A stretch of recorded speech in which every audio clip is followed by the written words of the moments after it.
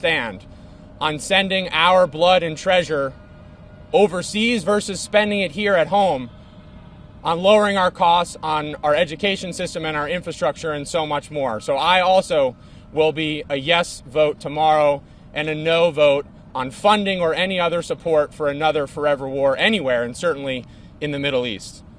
Did Jason show up? Jason's not here yet. You need to... next on the list, unless you good? I'm good. All right, we're subbing in Mr. Vindman from Virginia.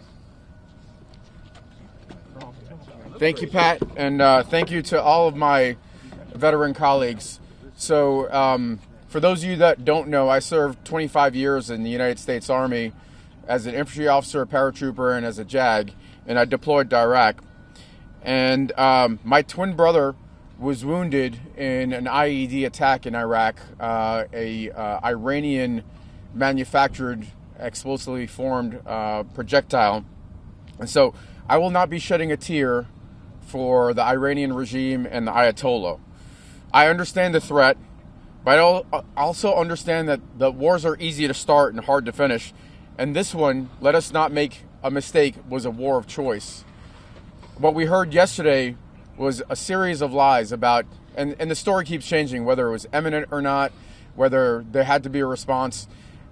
This was a war of choice. This is a commitment of American blood and treasure to a conflict that we didn't need to be engaged in. And I know from my personal experience and from the experience of many of the folks that are here with me today that in our last wars in the Middle East, they were measured in years and American blood and American treasure. So no, Americans are stretched thin. Gas prices are up, utility bills are up, grocery prices are up, all while Republicans are giving billionaires handouts. And you know what's expensive? A war with Iraq. So earlier today, there's already a tracker on the projected cost of the war in Iraq, and it's going up $2,500 a second. It's well over, I think, $2.5 billion. Somebody can correct my math on that one, but it's been an hour since I last checked, so it's a lot more expensive. So instead of focusing on lowering costs at home, we're drifting towards another open-ended conflict in the Middle East, where 6 Americans have already been killed, 3 jets have been shot down by friendly fire. These losses are not just financial. We all know that have served in war. They're borne by families that receive a knock on the door in the dead of night. Congress must act now to check the president's power and choice of war and refocus our efforts on lowering costs for the American people and keeping our troops out of unnecessary danger. All of these things come at a cost, as we're expending hundreds of millions of dollars in interceptors. Those are coming at a cost of supporting our allies in Ukraine and preparing for contingencies in China, something that we all need to be concerned about. And that's why I'm joining my colleagues in the Democratic Veterans Caucus in supporting the War Powers Resolution. So we stop writing blank checks overseas while American families struggle here at home. And we stop risking American lives without a clear, lawful path forward. Again, this war is a violation of international law. It's also a violation of domestic law in that it was not authorized by Congress. There's no authorization for military force. Whatever lies my colleagues on the other side are saying and the administration are saying, those are facts. We owe it to the American people and to our troops to put a stop to this madness. Thank you. And with that, I have the privilege of introducing my friend and colleague, Congressman Seth Moulton. Chris DeLuzio. Oh, my friend and colleague, Chris DeLuzio. Thanks. That's it. Thank you, Eugene. Thanks. I'm glad to be joined by my fellow Democrats and fellow veterans in the Congress. We all swore an oath in uniform. We've all sworn that same oath here in the Congress. We all love this country. And I think that's exactly why we see so clearly that this is a war that we do not need to be fighting. We do not need to be having Americans go fight. It's a war of choice. It's a foolish one. It is one the American people in the Congress have not authorized, have not said that Americans should go spill their blood and risk their lives for this. My standard for whether we send Americans to fight is a pretty straightforward one. I think it's one that makes a lot of sense. Can you look the American people in the eye, people of fighting age, and say this is something you should be willing to risk your life and die for? And what I see out of the Republicans and this president, they haven't even tried. And if they were to try, the American people would say no, because they understand this is not a war that we have to fight. Our generation of veterans, so many will bear the cost for as long as they are alive of the last Middle East regime change wars, the forever wars that so many of us served in. Those too, especially Iraq, justified by lies. And what are we seeing? Billions of dollars spent, 6 Americans dead, more wounded. This administration has no problem finding billions of dollars to go fight a war the American people didn't authorize, while taking health care away from people, while taking away food stamps, while taking a sledgehammer to the VA that we will have to fight them to fund when these folks become veterans and come back home, who need health care and benefits that they've earned. That's who these folks are. So we're saying, no, let's pass this war powers resolution. And before we get into some legal argument, and by the way, this is a war, we get into a legal argument about the war powers resolution. What did Pete Hegseth today say? He called this war because of course it is. So they can have their legal arguments they're wrong. They can have the facts on the ground, which is this is a war the American people do not want, a war that we are going to try to stop. That's what our Constitution requires. That's what our oath requires. Is Maggie here? Okay, I'm proud to introduce my friend from the Commonwealth of Massachusetts, Seth Bolden.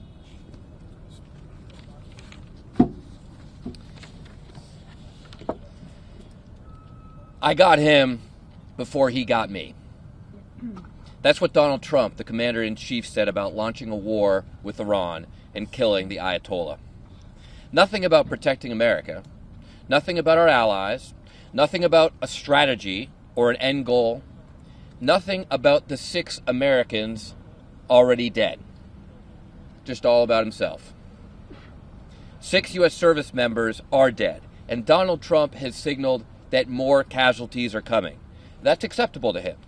As long as Donald Trump is alive, seems like a good trade. The math works out, a good deal, the art of the deal. 6 dead for his life. It's not lost on any of us that this is the man who was more than happy to let someone else go in his place in Vietnam while he fabricated a sore foot to dodge the draft. The man who said troops are suckers for signing up and losers for getting killed, and made fun of John McCain for getting captured. It's a good deal to settle his personal vendetta, he seems to think, for 6 young Americans. This isn't a war for America. This is Trump's war for Trump. And every service member deserves a commander-in-chief who gives a damn about them, not just himself. You don't respect the troops, Mr. President, and you never have. Now I'm pleased to introduce my friend and colleague from California, Gil Cisneros. Thank you, Seth. I am Congressman Gil Cisneros. I represent the 31st District in California. And like many Americans, I woke up on Saturday morning to the news that we are at war with Iran. The news came from the same president that campaigned on no more wars, the same one who bombed Venezuela just 2 months ago. But despite what he may think, Donald Trump does not have the ability to declare war. Only Congress does. As a Navy veteran, a current member of Congress, and former Undersecretary of Defense at the Pentagon, I know that is not the way that things are to be done. I've heard nothing from this administration that justifies engaging in conflict in the Middle East. Nothing. Our military is not Trump's private army. Our national security and the safety of our service members overseas are not tools for the president to call on when he's in the mood for a conflict. These are real lives on the line. As a result of this unprecedented and unauthorized war, we have 6 service members who have lost their lives, families whose lives are now altered forever. My thoughts go out to these families and loved ones of their service members that we have lost. We cannot allow their ultimate sacrifice to be taken for granted. We need to hear directly from the President about his plan to prevent another aimless and endless war. We need to hear about the details that prompted this illegal attack on Saturday. And we must pass this bipartisan war powers resolution now to rein in Trump's deadly overreach for the safety and security of every American. So thank you very much. And now I'd like to call on my current Californian and Navy veteran, Jimmy Panetta. Thank you, Gil. Thank you, Gil. Good afternoon, everybody. Jimmy Panetta from the great state of California, Afghanistan war veteran 07 to 08. The U.S. conflict in Iran is about to be the least debated prolonged war in American history. But this is what happens when you have a president that commits troops to war without the consensus of the American people, without the coordination of Congress, and without complying with the Constitution.